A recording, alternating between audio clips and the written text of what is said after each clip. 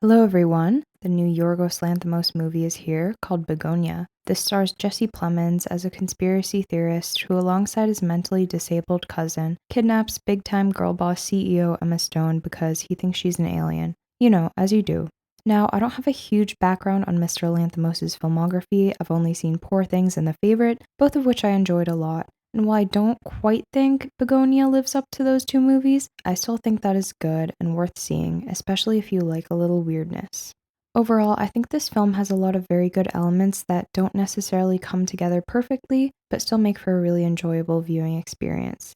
The directing is good, but not really anything new or standout. The music is somewhat sparse but very noticeable, as it's a loud orchestral score used mostly to punctuate certain moments.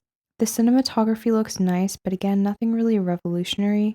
The actors do an excellent job too. Emma Stone is honestly one of the best actors working. This has a really interesting premise that comments a lot on class and capitalism.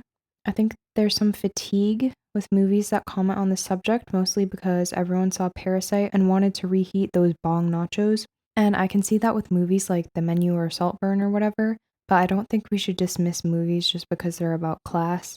Like, we are going to have art comment on the political and economic system we live under, and Yorgos Lanthimos isn't a hack jumping on a trend. I think he takes a good angle here, that being the conspiracism and mental unwellness that can come with alienation. Haha, get it? I got the feeling though that maybe this feels a bit too clean for the subject matter. It really only focuses on a few characters.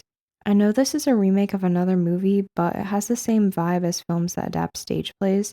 Like, it's mostly dialogue driven, and I do think the dialogue is good, but maybe not enough to drive a majority of the film. Something a little bit odd about this film is the tone and pacing.